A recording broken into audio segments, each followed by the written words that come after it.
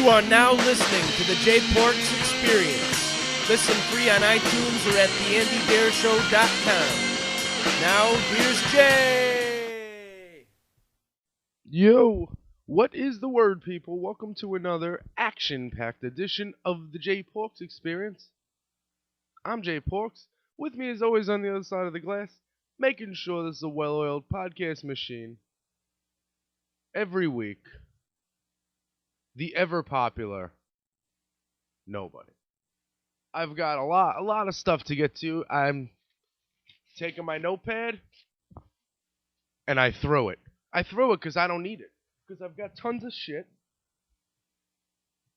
Tons of stuff. I actually picked up the notepad because I don't like my mess. But, I've got tons of stuff to get to that happened without even looking. But, later we'll get into the list of websites you need to go to help keep me in business. We'll say farewell to the captain, and we'll talk about cartoons joining other cartoons and crossing over. But Saturday night, in the Hell's Kitchen section of New York City, Manhattan,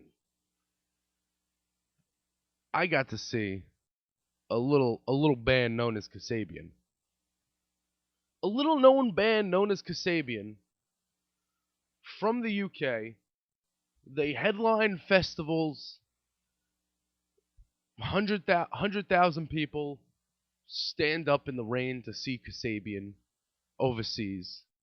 They're the biggest band, and they are one of the biggest bands over there. They come to America, and they just don't take. I don't know. People don't get. I feel like the only people who like that band are the 3,000 people that were in Terminal 5. The girl who covered for me at work. Thanks, Jackie. And Reverend Justito in California and Ringo Starr. Those are the only people that I feel like this band. And that's a shame. That's a shame because, you know, they rocked my pants off. Really did. It was really fun times. I left my house. I'm going to give you an idea. I always speed out of the gate, and then I'm like, slow down. No need to. As you know, I live in Staten Island. Now, besides, serious prescription pill addiction, this island does have some other bad things about it. Especially when you live all the way on the South Shore like me. And it takes you 2 hours to get to every fucking concert you want to go to. I got on the S74 by my house. That bus takes me to the ferry. I got on that at 5:05. That bus takes me to the ferry. When I got to the ferry is when I realized it's Saturday. Now, anyone who rides public transportation or drives on highways rides public transportation, I guess is where I'm going with this. Anybody who does that knows that feeling when you thought it was a weekday and it was Saturday and you're like, oh shit. But it was rush hour, so I thought I'd be fine. And then I got off the boat. I got on the boat, I think 6? Yeah, 6. Got off the boat 6:30. Took the train to Columbus Circle. Now, I always do this. Since Terminal 5 is at 610 West 56th Street. It's always confusing me. I know it's by 11th Avenue, and I know it's by the car dealerships. But when I get off at Columbus Circle, for some reason, I always see 7th Avenue. And then I start walking. And then I'm like, and I see 8th. And it's like a circle, Columbus Circle. The street goes in a circular motion. It's weird. So, 8th Avenue, I start walking, 7th Avenue. What the hell? Why am I always walking the wrong way? I live here! I live here. But I finally made it to Terminal 5 about 7:17. It's roughly 2 hours and 15 minutes after I stepped on the bus. But hey, at least I got there pretty early. I was still able to snag my spot, 3rd floor, which, now that I have the better camera, and you know what? I'll ask you guys this. I've At Terminal 5 one time when I went to see The Darkness, the third floor was closed. And I got some video from a more straight away angle. I'll put the videos side by side. I'll see which one you guys like better. Why not? So the only thing missing from Terminal 5 this time is my friendly ottomans. They didn't have any upstairs. So I didn't get to sit. So I sat on the floor during Bo Ninjan. Can we talk about Bo Ninjan for a second? Bo Ninjan, whatever the fuck, however the hell you pronounce it, they're awesome. They are fucking incredible. You see these four Asian people at the stage, and you're like, holy shit. I heard snickering around me. And then they started playing and they broke into some of the most badass fucking rock I've ever heard in my life. I was reading a review where somebody said they tried really hard to at entertaining the opening crowd. They had a lot of thank you very much for coming out early. They kept thanking us, and they said that they were from London, but originally from Japan. And the lead guitar player, this dude, his hair, it's another guy with envious hair, another guy whose hair I want. His hair was like past his elbows. This guy could not even see his guitar. I don't know how you play it. I just don't understand. But it was incredible. They played for like a half hour. And by 8 o'clock, no, not 8 o'clock, by 8:30, that crowd was eating out of the hand of Bo Ninjan. Their songs were long, they were short. I don't even know I don't even know if their songs were in English. Let alone what was their set list looking like. I still can't hear. Like usually it's the headlining band that fucking deafens me. Bo Ninjan did that. And then the stage was being set up for Kasabian. You know what I noticed about Terminal 5? There's a lot of fucking room on this stage. I don't think they need that much room. Tom is like running around. When Kasabian comes out, Tom and Serge are like running around the stage like it's a track, giving each other high fives. Kasabian came out at about 9:10. And not the problem, but usually, like, they just put out a new album, 4813.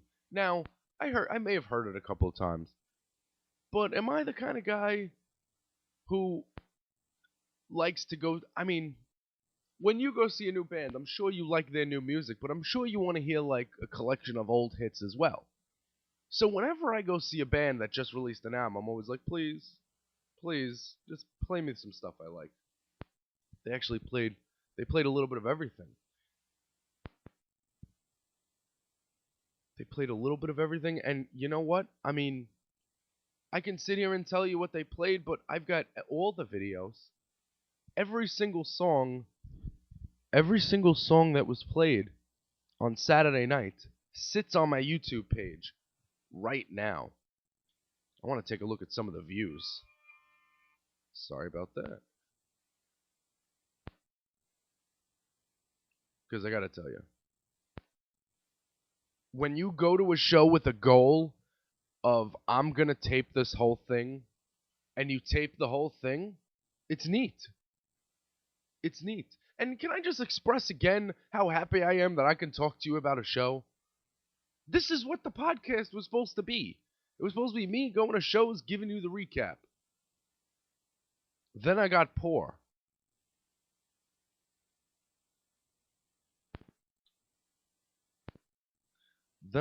Yeah, wow. A lot of these videos are over 100 views. Fire's at 96. Vlad the Impaler's at 124. I was actually going back and forth. I have a video of Kasabian doing the Doberman, Take Aim, and Clubfoot in the same video because they like are jammy and went into songs and I didn't know that the song stopped. And I was getting into it on Twitter with somebody. He's like, "That's take aim. It's not club foot. It's all three of them." So we were both right. We were both right. So they played 1, 2, 3. I want to say 3 or 4 of the new songs. They covered Fat. They did a little bit of Fatboy Slim's "Praise You." They didn't, not a full cover, but they did that before "Lost Souls Forever." That was the encore. It was just good times overall. Also, I would have done this. Kasabian had something cool. When I went to buy the ticket, there was an option. I'm not sure if this is Kasabian or if this is Bowery Presents or who does this, but when I was buying the ticket, I had the option to buy a t-shirt with the ticket. And I thought that was really cool. Avoid the line at the show and avoid $35. It was definitely cheaper with the ticket. It was, I think it was like a ticket and a shirt for like $50. And the ticket was like 35. So Kasabian rocked it as usual. I just don't get why this band isn't big in America. That just bothers me. It doesn't make any sense to me how a band could be so good, so awesome, and Americans not get them. I guess it proves that why we're the laughing stock of the world. Also,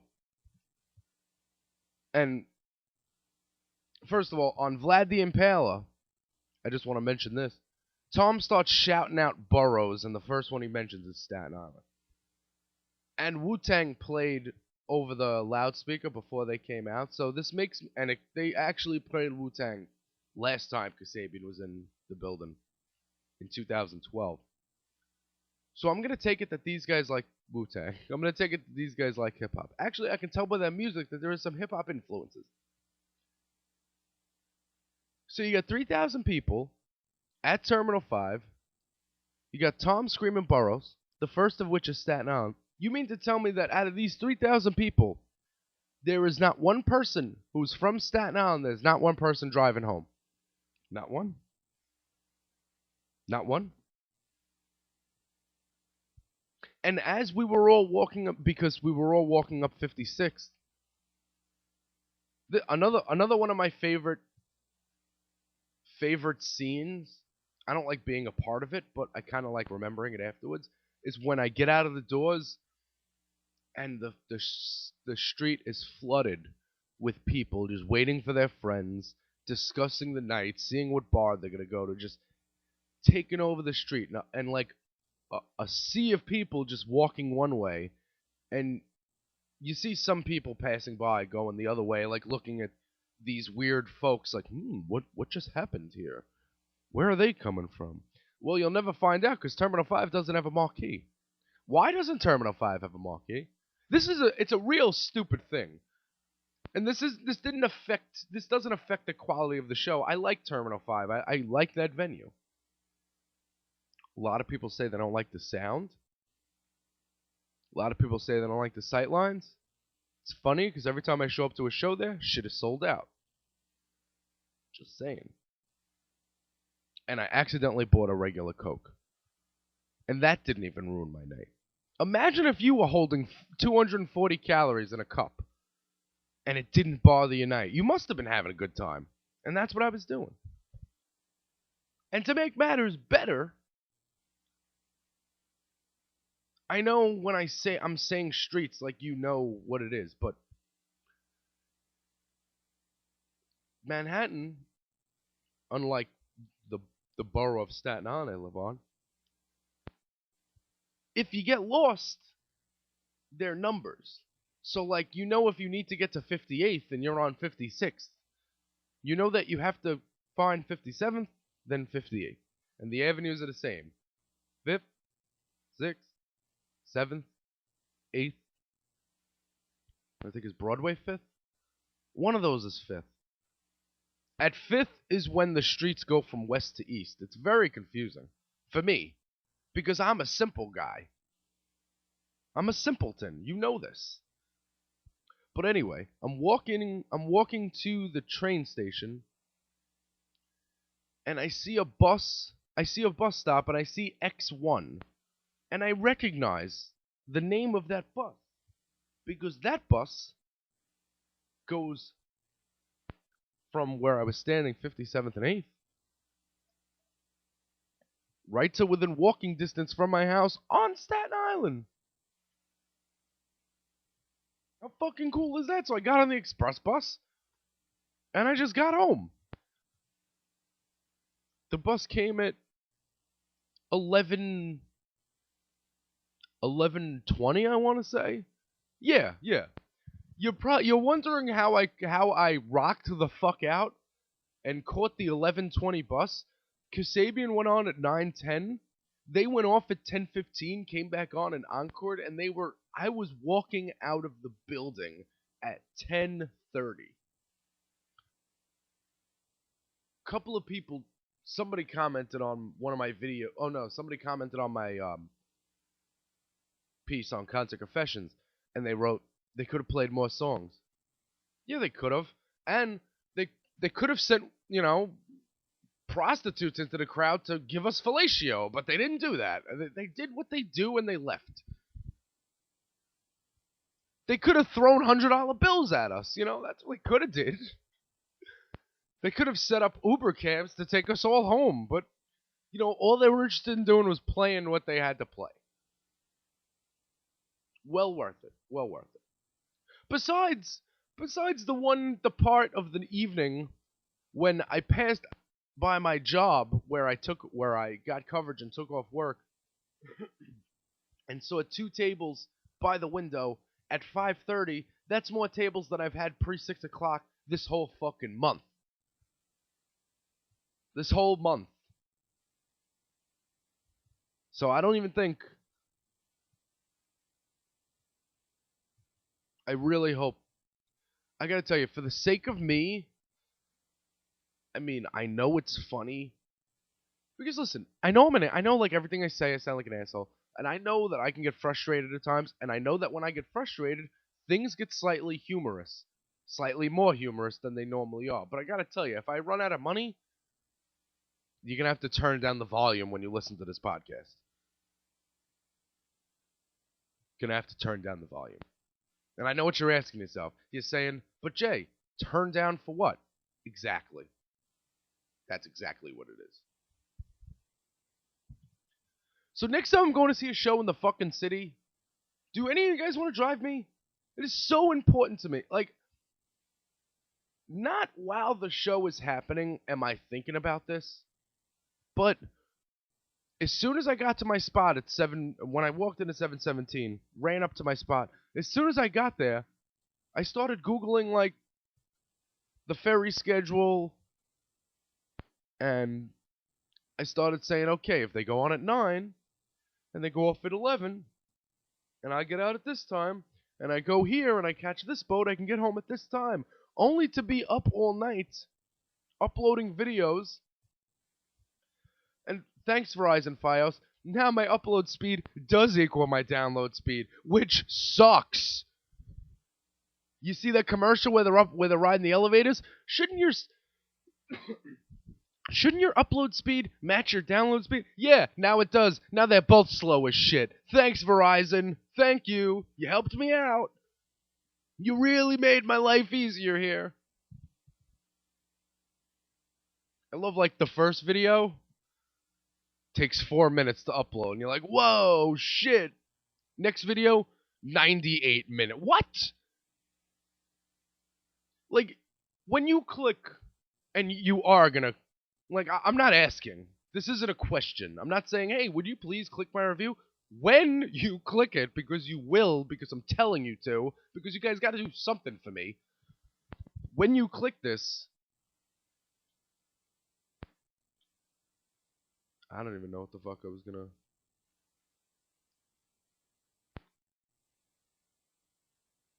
Yeah, that's what I was gonna say. Wow, I suck. When you click this and you read all, like, there's probably less than 500 words in this thing. I've got really big pictures, really small paragraphs. This isn't an undiscovered band. I figured I stopped writing all the stuff about me and I just wrote about the band. But when you go here and when you see the words, you're going to say to yourself, that doesn't look like it took all night. It didn't take all night.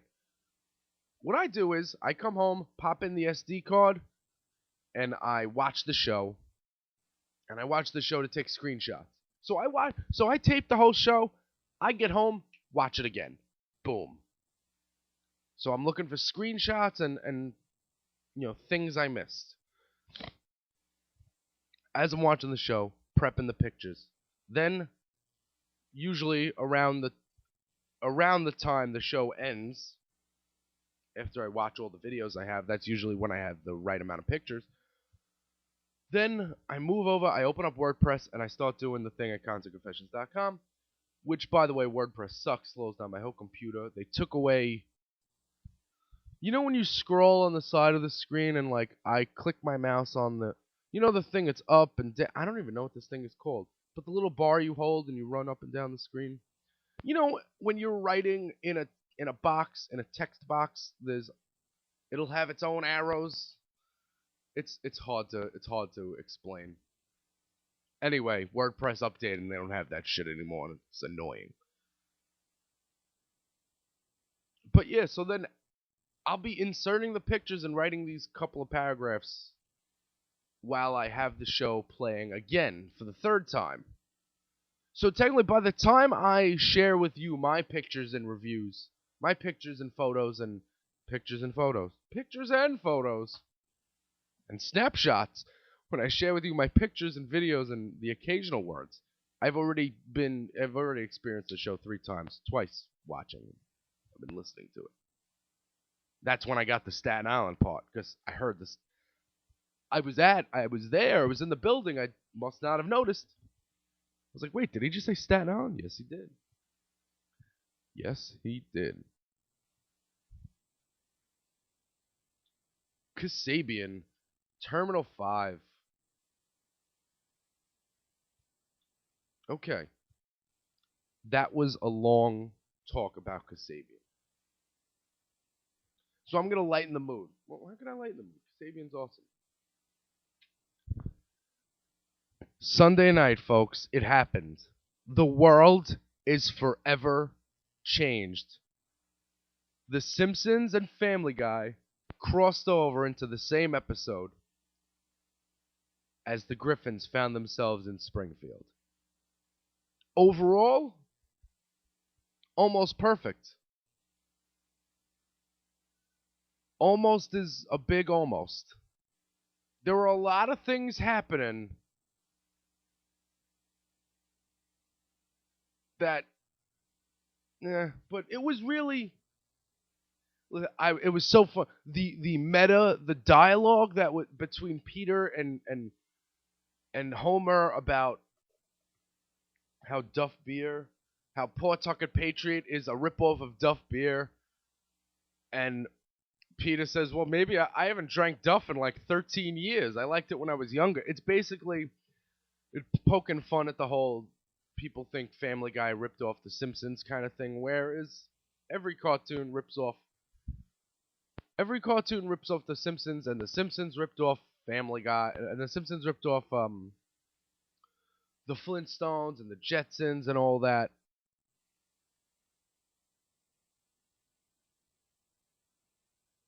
Where's that quote I had? Anyway, I had a quote and it's not it. Anyway, all animation is plagiarism. Here you go. Animation is built on plagiarism. If someone weren't plagiarizing the Honeymooners, we wouldn't have the Flintstones. If someone hadn't ripped off Sergeant Bilko, there'd be no Top Cat. Huckleberry Hound, Chief Wiggum, Yogi Bear, Ha, Andy Griffith, Edward G. Robinson, Art Carney. Now that is a quote from in a season 3 or 4 episode of The Simpsons, where the Bart and Lisa look to find the original artist of Itchy and Scratchy. But right, so in the episode, Peter has to leave town because he's done something crazy and he's gonna leave town. So they end up in Springfield, and things happen. Peter buys the Griffins donuts. They invite them to their house. Peter and Homer are becoming great friends because they are so stupid.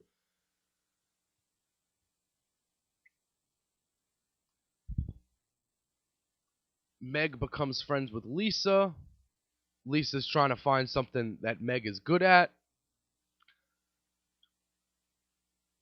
Chris kind of splits time between Maggie and hangs out with Brian. Brian splits time between Stewie and Chris and by himself and with the dog. And Bart and Stewie are the tag team champions of the world here, as they were making prank calls to Mo, and Bart teaches Stewie how to skateboard. But there was a lot of things that wouldn't have happened. There are 5 things that wouldn't have really happened on The Simpsons. Yeah, I've written them down. Yeah, I'm taking cartoons as seriously as I should life. I am. I do admit it. I didn't even watch the episode a second time. I thought I'd watch it 2 or 3 times before coming on. Thought I'd really break it down. First of all, let me say, I'm glad that Twitter didn't go crazy. I'm glad that the internet didn't overreact like they normally do.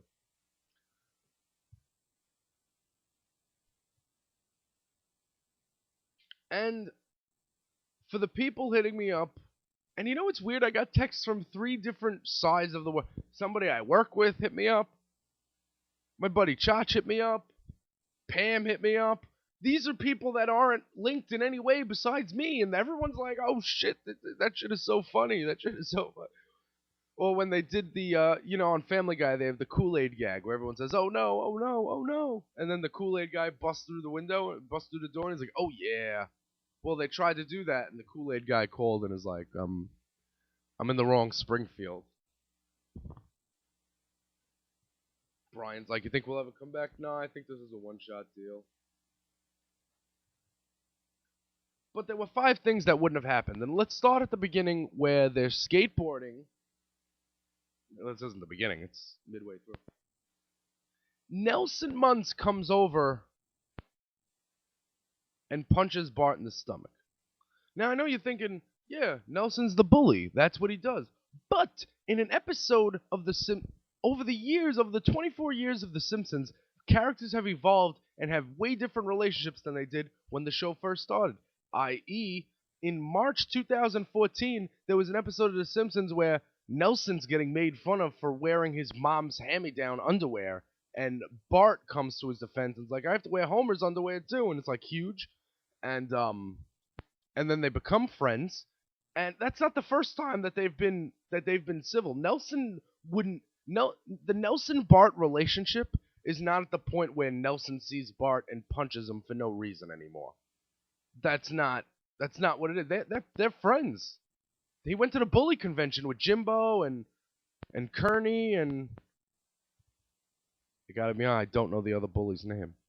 It's probably a 3-letter simple word.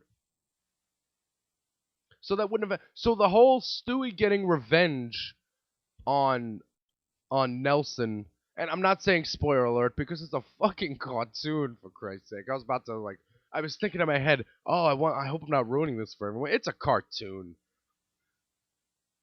So that whole storyline is just. And Meg and Lisa. Everything's going well until Meg picks up the saxophone and is good at it. Meg would never be good at anything. Not on Family Guy. She's not good at anything. She's not good at things. She wouldn't pick up a saxophone and be able to play it. She's had music classes in high school. She could join the band. She hasn't. You don't think she would have thought about the saxophone? And it's not like Lisa to pile on. When Meg sits on the bed and she says, maybe don't sit on my bedspread. Huh? Lisa's not a dick like that.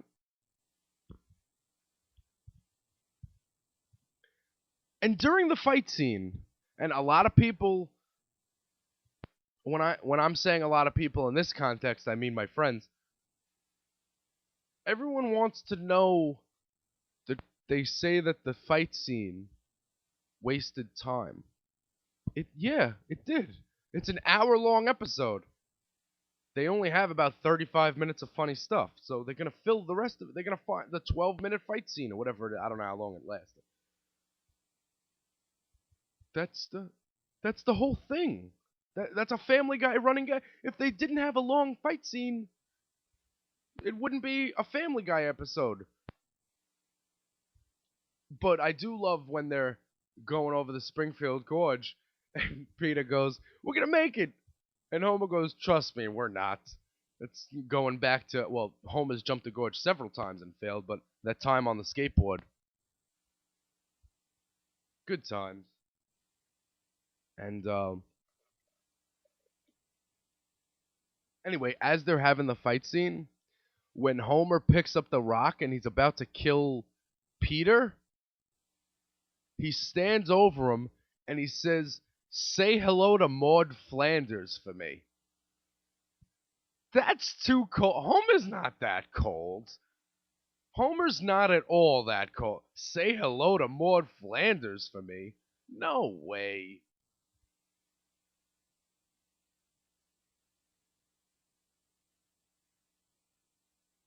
Also, Marge. Marge doesn't really have much going on in this episode. She hangs out with Lois. They go to the movies during the day.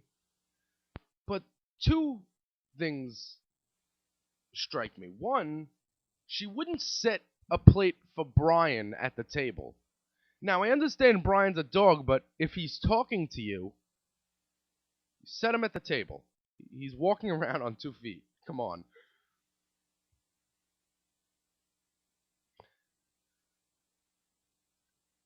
And at the end of the episode, when the Griffins are leaving, Marge says to Lois, "Hey, maybe next time you visit a family, you put on a bra every once in a while."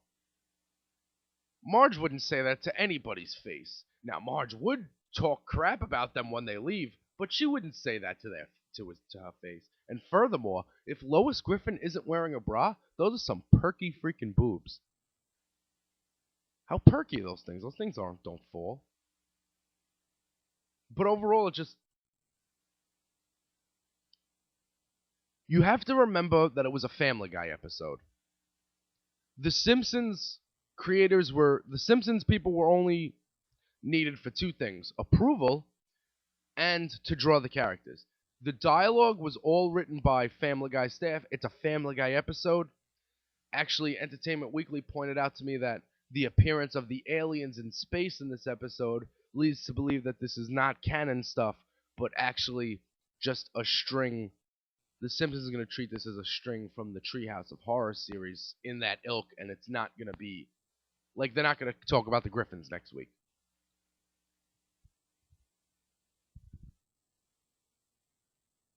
And big loss on The Simpsons. Rabbi Kristofsky, father of Krusty the Clown, is dead. So we will be sitting shiver this week for Krusty the Clown's father.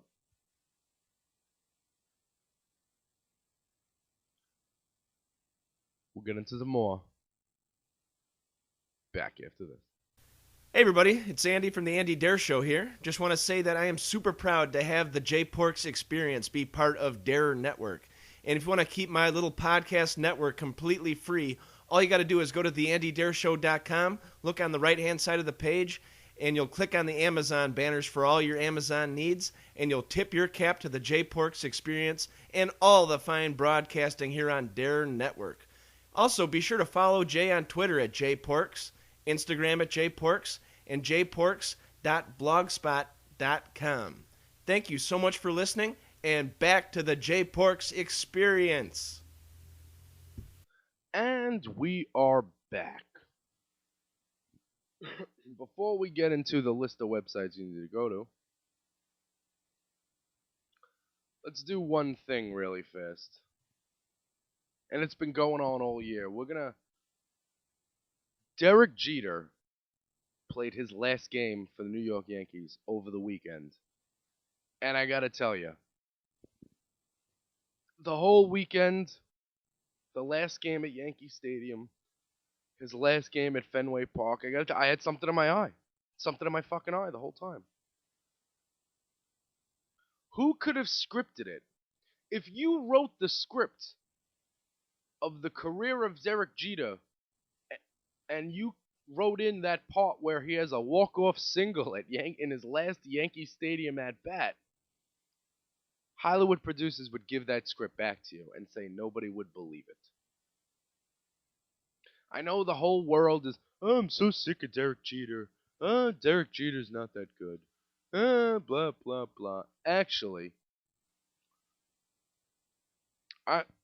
you have to understand something. Derek Jeter played for the Yankees. I know if you're not a Yankee fan, that doesn't really, you don't care about that.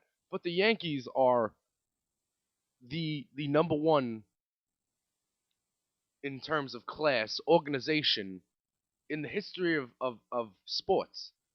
And Derek Jeter may have been the classiest player to ever play. This guy had nothing off the field ever happen. You've never read anything bad about this guy. You've only read the chicks he's smashing. Right now it's Hannah Davis. I'll share the picture. She's amazing. But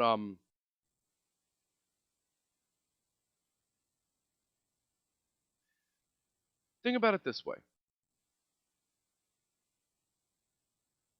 We are talking about Derek Jeter being the greatest player in the history of a franchise that had players like Babe Ruth, Joe DiMaggio, Lou Gehrig, Mickey Mantle, Yogi Berra, Whitey Ford, Reggie Jackson, Thurman Munson, Don Mattingly, Mariano Rivera. And we're talking about Derek Jeter being in that discussion in the Mount Rushmore.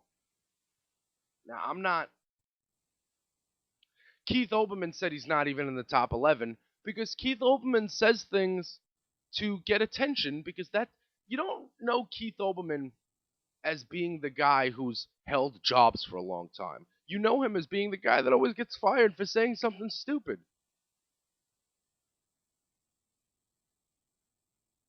So good. I'm glad that Keith Olbermann's a Mets fan.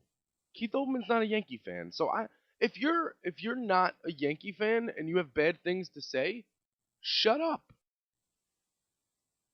You know what I love? I love this.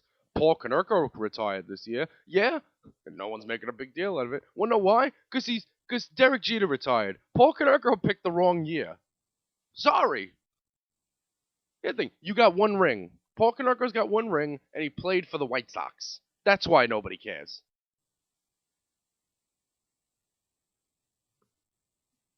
Nobody cares because he's Paul fucking Konerko. He's not the captain of the New York Yankees.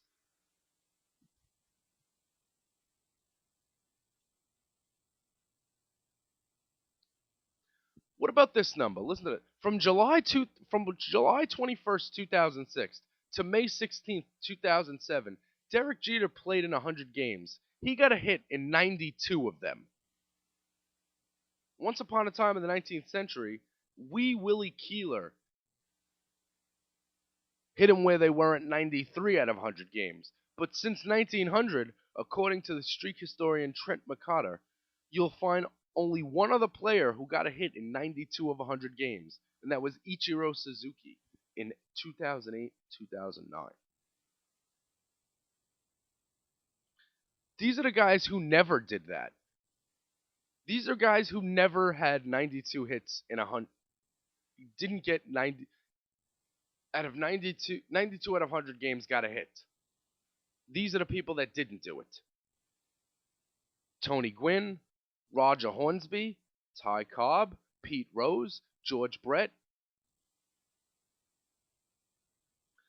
The shortstop of the New York Yankees did it, and he never won a batting title. or hit more than 25 games in a row.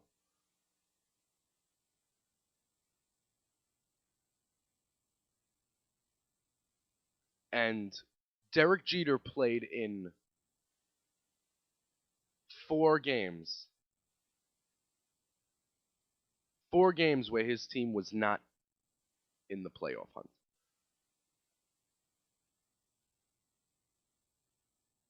Also, Derek Jeter has 200 hits in the playoffs. Most hitters, that's a great season. He's had 158 postseason games, and he's bat 308. He's got 20 homers, 200 hits, a 374 on base percentage, and an 838 on base plus slugging percentage.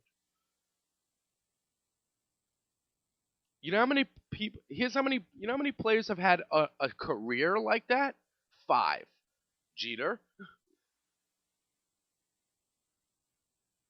and it doesn't list the rest of them.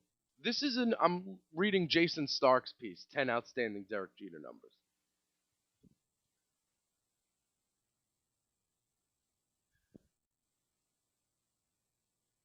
Derek Jeter's played more games at shortstop than Ernie Banks and Robin Yount played at short put together. Pete Rose played 6 positions. That helped him get to 4,000 hits. Just everything Derek Jeter has ever done has been class. Like, I thought when he got the walk-off hit, he should have just walked into Monument Park and disappeared. Think about it this way. The Yankees and the Red Sox hate each other, and there were Derek Jeter chants at a sold-out Fenway Park when the Red Sox are in last place in the last game of the season. Last series of the season. And the Red Sox did a 20-minute celebration of Jeter. They had Bobby Orr, they had all the Boston captains there. It's really cool. Really a rare classy move by Boston. A rare classy move. Mr. November. I heard a funny story. His father, Dr. Jeter, and his mother never let him win at things, whether it was a board game. Like, they would never let him win because they said he had to learn how to win. Whenever he played, like, Little League, or if he played high school baseball, he had to sign contracts with his parents to make sure his grades would stay a certain place. I heard a story that Derek Jeter was shopping for a car one time, and he's asking the guy all these questions, and the guy tells him, and after, like, they discuss it, give him the price, and Jeter goes, all right. And he goes, okay, so you're going to buy it? And Derek goes, yeah, I got to run it by my parents first. Grown man. Still running it by his parents. Classy individual. Number 2. The shortstop. So farewell to the captain. Tough man. I remember in 1995, my dad won tickets to the Yankee game somehow, or he called into the radio. I don't know how he did it, but he got tickets. We went to see the Yankees play the Oakland Athletics. And a young man on the mound by the name of Andy Pettitte was getting his first major league win that day. And Tony Fernandez was on the disabled list. Or it might have been Pat Kelly on the disabled list. Somebody was hurt. And playing shortstop was number 2, Derek Jeter. I actually have a baseball card from 1995 that has Derek Jeter as my favorite player. It wasn't even in the major leagues. Played 15 games that year in the majors, plus the postseason.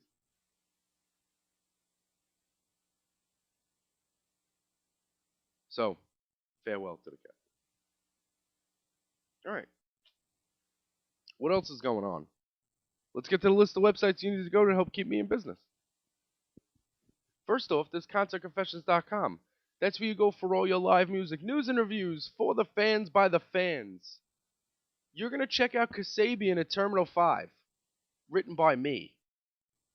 You're going to check out also Linkin Park and 30 Seconds to Mars when they were at the Hollywood Bowl a couple of weeks ago. Check them out. And when you're here, feel free to click the Amazon ads because you're going to buy stuff anyway, and why not help us out by buying it here? And you could do the same thing when you're at the indiedeershow.com. When you're clicking those Amazon ads and buying stuff, tip your hat to the Indie Deer Show and the Deer Network. Also, go check out my videos. Hang the DJ, ChristinaRocks.com. She hosts the Time Warp, 89xradio.com every Sunday. I was just falling asleep when she hit the airwaves, so I didn't hear her on Sunday. I was also getting ready to go to work for the big 17-minute shift. That was a good one. She's got the Time Warp, and she's got something. This is pretty cool. Jay Mask has covered Mazzy Star's Fade Into You live in Philly. This is a show I really want to go see. I really want to go see Jay Maskis at the Bowery Ballroom. But it's on a Friday, and I'm not going to be able to get coverage at the place I call work, so I'm going to have to miss that. But that's pretty cool, and if I got the opportunity to see Jay Maskis, I would love if he threw that in there. I've never seen Jay Maskis acoustic. I think that would be cool. Andy did. Andy saw him acoustic. And he said that it was magical. Northside Fest, I want to say? Is that what it was? Tweeted him. Andy will tell you. And also, as always, the headlines are powered by Any Quiet. This is the time where I click, and I hope that stuff happened that I care about. Ooh. It's a new Kendrick Lamar single. You guys want to hear that? It's called I. Interestingly enough. AC/DC officially announces Rock or Bust, and the band also announced that Malcolm Young's permanent departure and Stevie Young's participation in a world tour next year. Malcolm Young is sick, he's got dementia, he's dying, so I don't know if he's dying. Well, he's going to get old and die eventually. Everybody's dying, but Malcolm Young leaving the band. You can watch the audio quality documentary, The Distortion of Sound, in full. Any Quiet's got a 20-minute mini documentary featuring Hans Zimmer, Quincy Jones, Slash, Snoop, Mike Shinoda, and more, along with some of Squirrel's thoughts on it. We've also got Queens of the Stone Age live in Brazil. Hyphenated letters I'm not even going to try to pronounce because I'm stupid. Queens of the Stone Age triumphantly bring the Like Clockwork tour cycle back to Brazil, where it began. And Tom Petty and the Heartbreakers bring Hypnotic Eye tour to Tulsa. We've got some pictures. And Steve Winwood was there too. Steve Winwood and Tom Petty. Be a good show, but I don't have $60.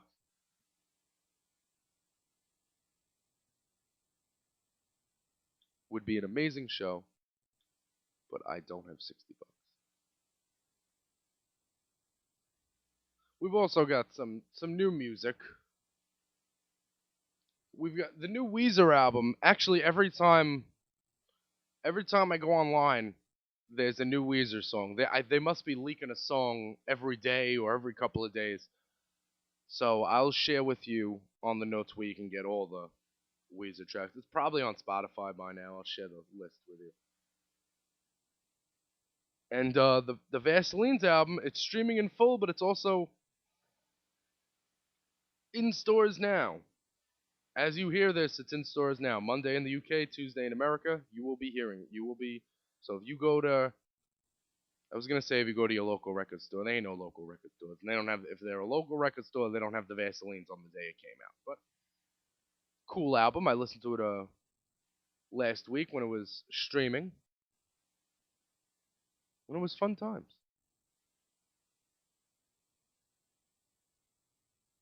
Fun times had by all. And also, Christina Rocks was telling me,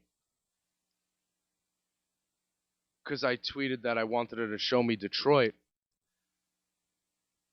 and she said people come to gawk at the decay and sometimes scavenge too. So I was like, scavenge? You want me to come? And then she told me there's ruins porn. And I clicked it, and it's... Oh my god. It's a power plant in Detroit. There's a Detroit drone aerial video, and they're just showing you this is not New Detroit stamping where Eminem worked in the 8 Mile movie. And if it is, the building is no longer up.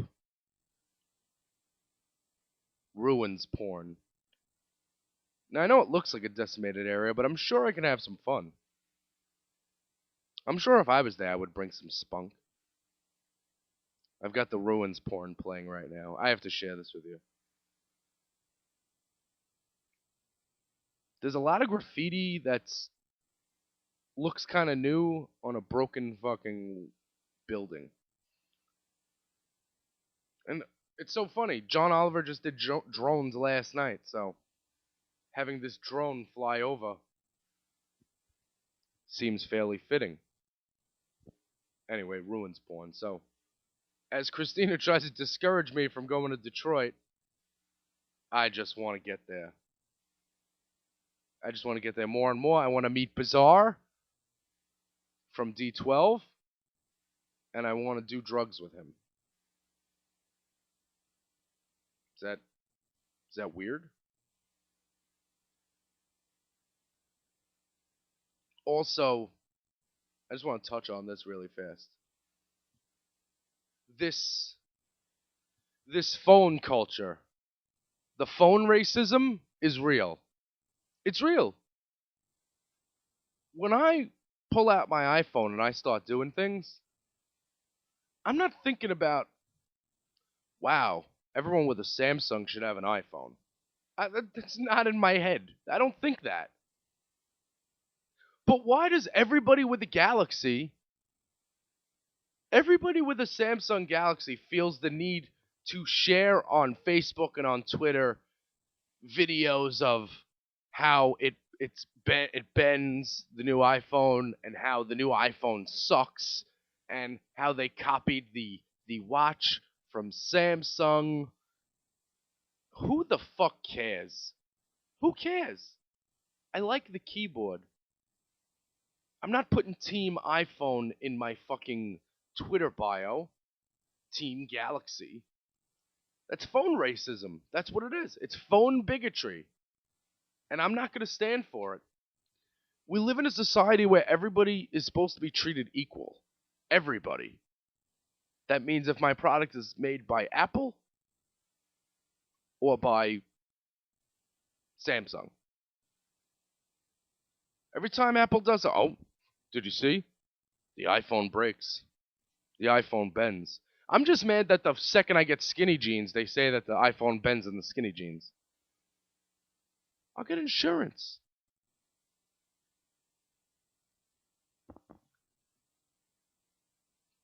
I'm not saying stand on... I mean, listen, the people who stood online to get the iPhone, yeah, they're human trash. That's true. But when I mean, you're walking around, your phone is like the size of a fucking tablet. Why would I want that? I can't fit a Galaxy in my pocket. But I don't... do I go around saying that to people? Do I say that out loud?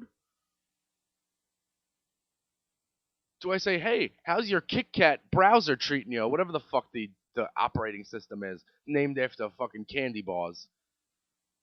How's the Snickers operating system? Is it good? It's way better than iOS 8. Who cares? Gives a fuck. The only thing that Apple got me pissed off about was giving me U2's album that I don't want.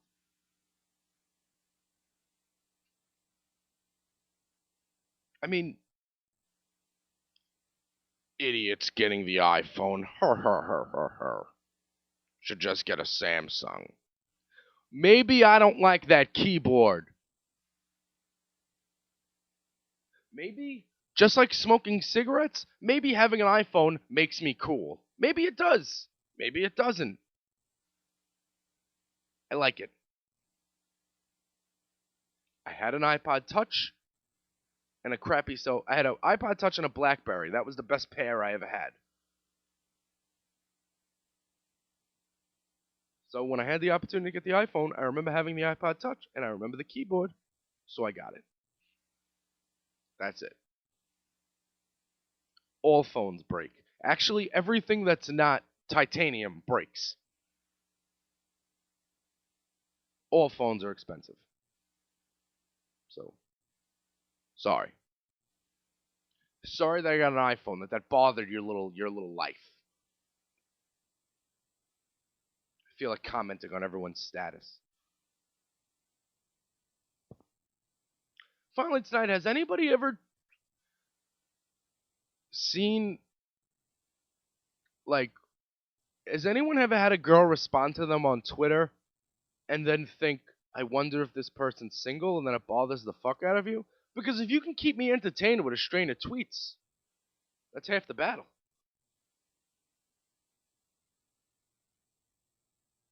Just saying. So get at me at JPorks. Alright. Nelson wouldn't just punch Bart unprovoked. They're friends. I'm still really hung up on this. And I'm not going to mention Castle because you people, I know nobody who's told me that they listen to the podcast says they watch Castle, but judging by the timeline on Facebook, I don't want to get anybody pissed off at me, so I'm not saying a damn word about it. Just going to enjoy it to myself. Alright. So let's give it a list of websites you need to go to help keep me in business before I get up on out of here. There's ConcertConfessions.com. That's where you'll go for all your live music news and reviews for the fans by the fans. You can click the Amazon ads, buy stuff. You're going to buy stuff anyway. There's theandydeershow.com. Now, I mean, I know my voice is like caramel swimming through your ear canal. I know that. But, you know, besides listening to the sultry tones of me, the J Porks Experience, you could also check out the flagship show, The Andy Deer Show. Or you could fuck around and listen to the Tyler Kale Show. He'll show you a thing or two. Awesomeness happening on the Deer Podcast Network. Also, Hang the DJ, no, it's Hang the DJ, but it's ChristinaRocks.com. It's 89xradio.com on every Sunday morning. She has old school alternative. Also, tweet at her, Christina Rocks. Ask her random questions. Tell her I sent you. She'll understand that I'm crazy. And of course, every week, the headlines are powered by Annie Quiet. Till next week, folks. Whiskey, weed, Warren Zevon. This has been the J Porks Experience. Thank you so much for listening.